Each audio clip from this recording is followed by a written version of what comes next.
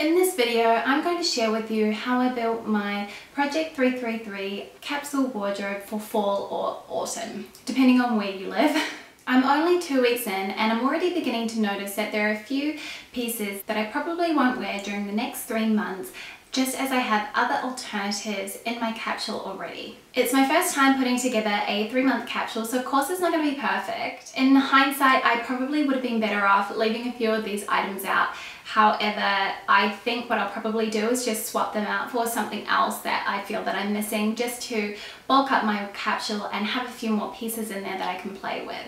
So I'm trying to keep the total to 33, however I just want to make sure that what I've got is going to work for me. For example, I included quite a few sweaters, so I'm thinking about taking one out just as it is really warm at the moment and I don't think I'm going to need so many further down the track. And I also think that I can get away with just a leather jacket and not need a light trench coat because it doesn't get too cold here in the autumn. One thing that I chose to do, which I think is really going to help me in completing the Project 333 challenge, was to not include accessories, shoes or handbags in my total, and I feel like that gives me a lot more options. It places so many less restrictions on the challenge and it makes it just a lot easier for me to get the most out of what I am including in my capsule. Before I really get into it, I thought I'd just address a question that a viewer asked me in my last video, and she asked me what I do with all of the other pieces that were in my previous capsule. So if you watch my 30 for 30 wardrobe capsule video, then you'll have seen there is a little bit of crossover between the items that appeared in that video and the ones that appeared in my most recent capsule for fall. I have about 100 items in my wardrobe, and for the most part it kind of sits around the 70 to 100 item mark, which is where I feel most comfortable. I feel like that gives me a lot of variety, and it means that I can kind of rotate through my wardrobe and ensure that nothing gets worn out too quickly. If you're continuously living with a small capsule, then I feel like that can be a little bit of a problem for you. So that's sort of why I like to have a slightly larger wardrobe. But one thing I will point out is that most of it is very neutral, it's very easy to wear, and all of it tends to go together. It's quite cohesive. So it means that when it comes to creating a capsule, it's very simple for me because I can just pull items from what I already own. I usually start by breaking down my potential capsule wardrobe into categories. So we're talking tops, blazers, skirts, pants, shorts, jackets, you know, all of that. I break it down and then I go through it and I decide what my must-have items are. So these form the core basics of my capsule. And for me, it's things like, you know, what can't I live without? What's going to easily transition from work to play? And that is the foundation of my capsule. One piece that I really can't live without is my Helmut Lang black blazer, and it has appeared in every single capsule that I've ever done. And the reason why is because it is just such a classic and effortless piece for in the office. It always makes me feel put together and professional. And some of the other items that I really can't live without are things like a silk or a cotton tank, a nice cozy cardigan, and pencil skirt, and I suppose a pair of, you know, classic black trousers that I can wear in the office, but that I can also do a little bit of double duty for in the weekend.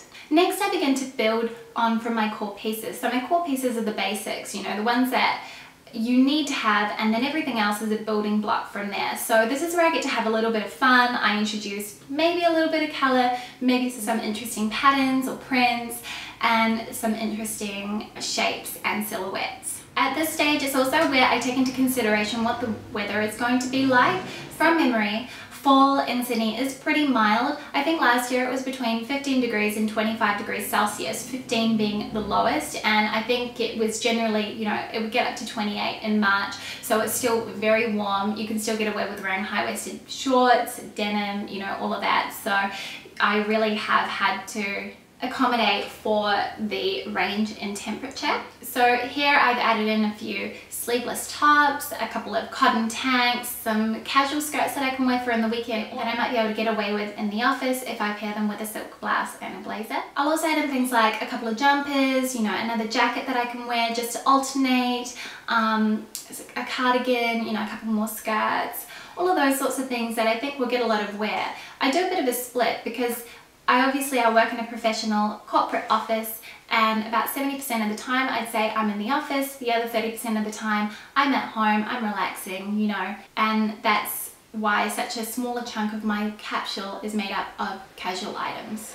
I have quite a detailed list of my wardrobe, which I tend to work off. It itemizes every single piece in my wardrobe, so it makes it very easy to look at it from a glance and go, okay, I want that in my capsule, I want to have that in my capsule, I don't need to have that in my capsule. So it tends to make the whole process so much more seamless and so much faster.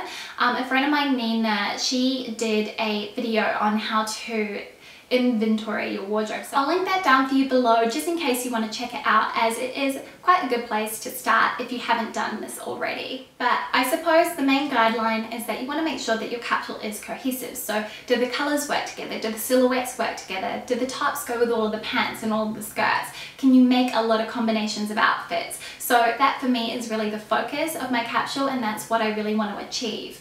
And one of the things I tend to do is choose a very complementary color palette. So I mean, my wardrobe in general is very neutral. It's very simple, pared back. There's a little bit of color in there. I've got a few, you know, cherry reds, a couple of yellows, and some cornflower blues. But for the most part, it's things like grays, whites, blacks, navies, blush. You know, it's very, very simple and classic. If you saw my capsule video, then you already know that I decided to keep my color palette towards the safer end of the scale, and for me that's just more out of ease. Makes it a lot easier to get dressed in the morning, to go to work, and you just know that everything is going to work together. The other thing to keep in mind is how easy is a capsule to take care of. Are a lot of the items that you've chosen dry clean only or hand wash only? Because if they are, they're obviously going to require a lot more work to keep clean than the other pieces in your wardrobe. Like for me, a lot of my skirts are dry clean only. However, I feel like you can get a lot more wear out of those than you could out of a blouse, say, and so they don't need to be taken to the dry cleaners as often. However, things like silk tops, you know, if it's expensive, you're going to want to take it to the dry cleaner so you can properly care for it.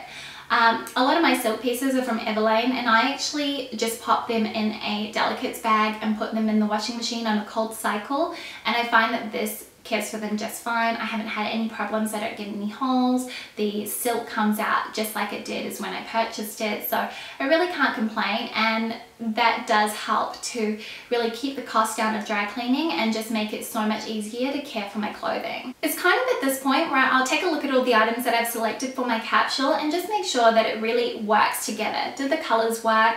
Do I like what I've chosen? Am I going to want to wear this for the next 3 months? You know, it's kind of at a point when you go, okay, well actually I've included 2 grey jumpers in here. Perhaps I take one out and I put something else in there that I know that I'm going to get a lot of wear out of. So it's the point where you make your changes and you really finalise what it is that you're going to have in your capsule. If you're planning on doing the Project 333 challenge, then the best thing that I can suggest that you do is start off with the 30 for 30 wardrobe challenge.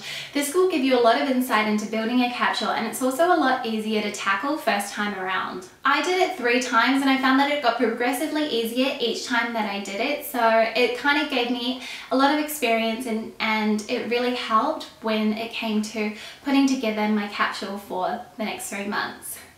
One of the things I think is really important to remember is that the rules of Project 333 should be taken more as a guideline. You know, I mean, I've really amended them to suit my lifestyle. As I said, I'm not including accessories, bags or shoes, and I really want to be flexible. So if you want to add in a few more pieces, if you want to have 35 pieces, by all means go for it. It's your capsule, so it really should make you happy and it should be enjoyable for you for the next 3 months.